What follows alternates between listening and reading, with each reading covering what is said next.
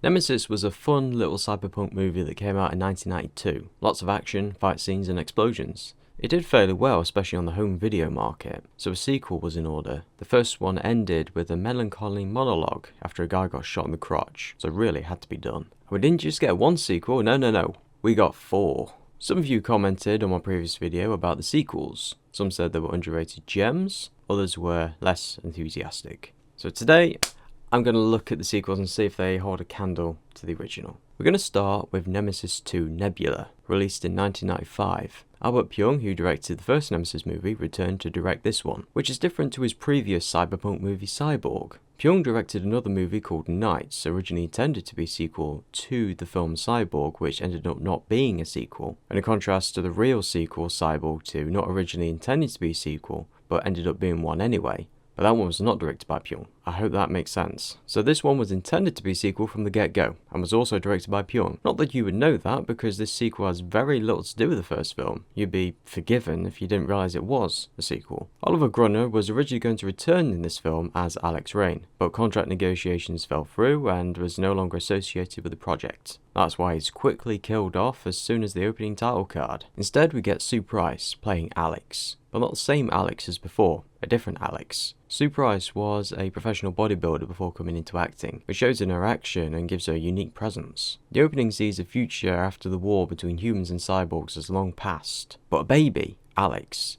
has been born with a genetic mutation that can save humanity. Her mother goes back in time to 1980s Africa in order to keep her safe. She's soon killed by rebels, but the baby Alex is rescued by a nearby tribe who later raise her as one of their own. 20 years have passed and Alex has gone through a rite of passage and also learns about where she came from. Here she finds a laser-sighted knife, which I have to admit I've never seen anything like this before. But that's not before a cyborg hunter called Nebula has travelled back in time in order to capture her. We'll see him have this half cloak, half shimmer, not enough to fully hide him, but enough to obscure what he really looks like. He takes out the tribe and a chase ensues with Alex.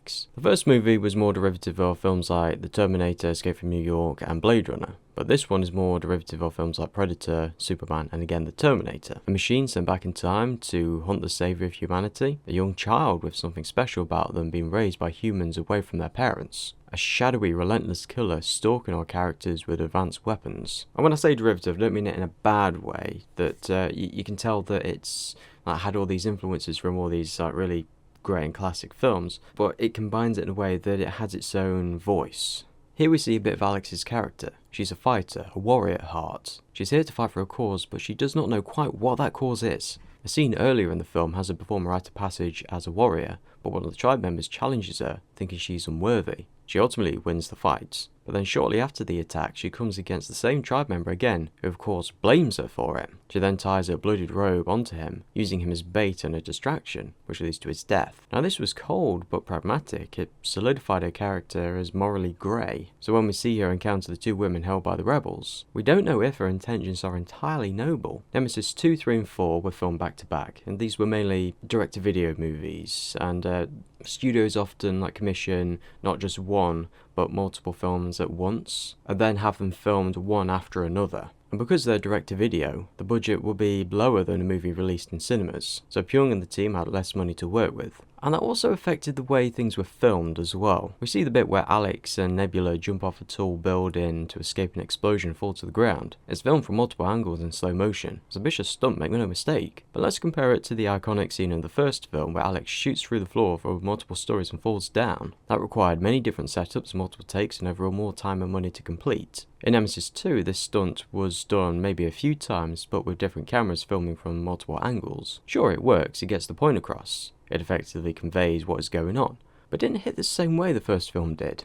Overall, Nemesis 2 is a solid film. If you go in expecting a direct follow-up to the first one, you will be disappointed, and the action isn't quite on par with the first one, but it's still a fun little cyberpunk movie, and I'd still recommend checking it out if you like the first one. Personally, I'll give it a 6 out of 10. Next up, we have Nemesis 3 Time Lapse, or Nemesis 3 Pray Harder, depending on who you ask. This movie marks the first in the franchise, as it actually has stuff to do with the previous installments. The film begins with some exposition and a lot of flashbacks of the previous film. These go on for a bit, with the film actually starting about 13 minutes in, Alex is injured and has memory loss, but after a series of even more flashbacks, it's revealed that she has to go back to the future with the rest of her half-sisters, and she only has a couple of hours to do it. Firstly, the plot of the half-sisters seems to come out of nowhere. I genuinely had to check I didn't skip any of the films, because it felt like there was this huge narrative gap between 2 and 3. Tim Thomerson, who played Commissioner Farnsworth in the first one, returns as this film's villain as Farnsworth 2, another cyborg sent to capture Alex,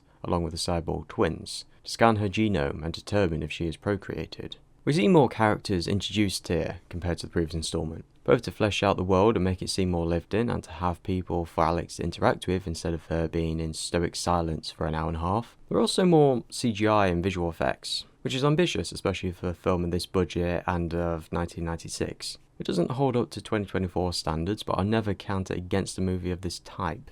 But my issue with it is some of these scenes, it's not exactly clear what the glowing eyes means, or if the glowing mass around them is supposed to be a shield or not. And this issue extends to the action scenes. A lot of these lose their tension due to the fact that it's hard to tell what is going on. The bubbles we see the cars extend over themselves make it unclear at a glance who is chasing who. Overall, despite its more ambitious attempt compared to the previous film, it ended up being a bit more convoluted, unclear, and less focused, which I feel will hurt the film overall. A lot of the action was still fun, but it fell short of Nemesis 2. I'd give it 3.5 out of 10.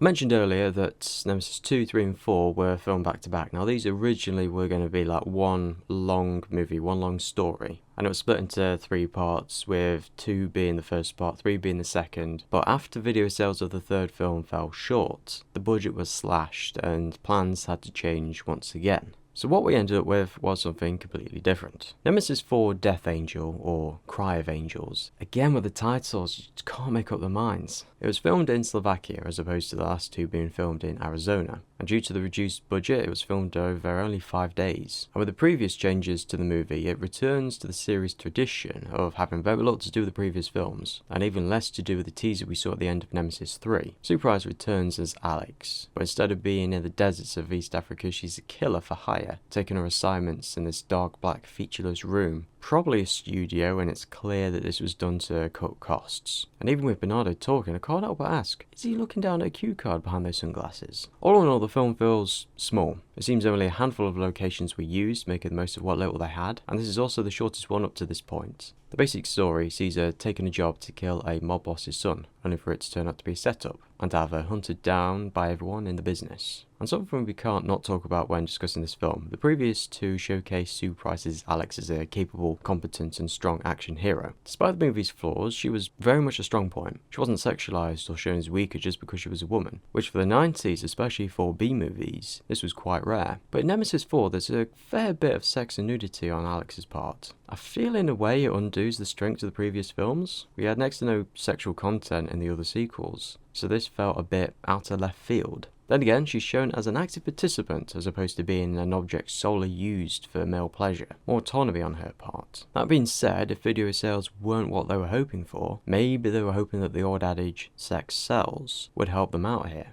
I did like the addition of the Angel of Death. It added a suitably creepy and mysterious element. Overall, I give this film a 5 out of 10. And let's get forward to 2017, we get Nemesis 5, the new model. Pyong didn't direct this one, instead served as an executive producer. This one was instead directed by Dustin Ferguson. Again, this movie had very little to do with the ones that came before. The only things linking them are some bits of exposition, a scroll of text at the start and a cameo from Sue Price, although she doesn't have any dialogue. It did play with some interesting ideas. Cyborgs using misinformation in the news to generate social decay, which, let's face it, has only become more of an issue 7 years later. But I felt the production value let this installment down a bit. Looks like this was filmed on a phone camera. The use of in-camera audio made a lot of the dialogue unintelligible. The plastic looking props, compared to the ones that came before, this doesn't hold up. Yeah, I appreciate that they're making the most of what little they may have. Filming at the micro budget is hard, and I would encourage anyone to make something like this. After all, the word amateur means someone doing something for the love of it, as opposed to money. And you know what? I think that's really, really beautiful, and should not be used as a dirty word like it often, unfortunately, is. My issue is maybe putting Nemesis 5 at the title maybe as skewed perceptions, raising the expectations above what they're making, therefore setting the audience up to make that unfair comparison. Overall, I give this a 4 out of 10. Albert Pyong was also working on another film called Cyborg Nemesis The Dark Rift, but unfortunately that film was never finished. It would have been a sequel to Cyborg as opposed to Nemesis, although the title's also a nod to Nemesis. The two film series are supposed to be set in the same universe, according to IMDb, but looking on Google for something to back this up, it only comes up with other things that use IMDb as a source, so I would take this with a pinch of salt. From what I can tell, the movie finished filming sometime in 2013, and there were a couple of teasers out there, but due to Pyung's declining health, the film has never finished post-production. Unfortunately, Albert Pyung passed away in 2022. I think about this, if what I've read about the film is true, then that makes this film sort of lost media. One person on the IMDb said that it would be great if someone were to pick this up and take it over the finish line. And I have to say I agree. I just hope of all hopes it's still on hard drive somewhere. Albert Pyung was prolific in the low-budget action, cyberpunk, B-movie type genre, and I've only started watching some of his films, but I have to say already, I'm now a fan. Even the ones I don't think hit quite as hard still have that same unique energy that you just can't find in many other places. They're still special in their own right. They have that energy that, despite their budget, still shines through. If you watching have any Pyung movies that you'd like to recommend, or even like low budget sci-fi movies, please let me know. I'd love to check them out. So if I had to put them in order, it'll be 3, 5, 4, 2 and 1. Thank you guys very much for watching me cover these films. If you'd like to see, please subscribe. And I'll see you later.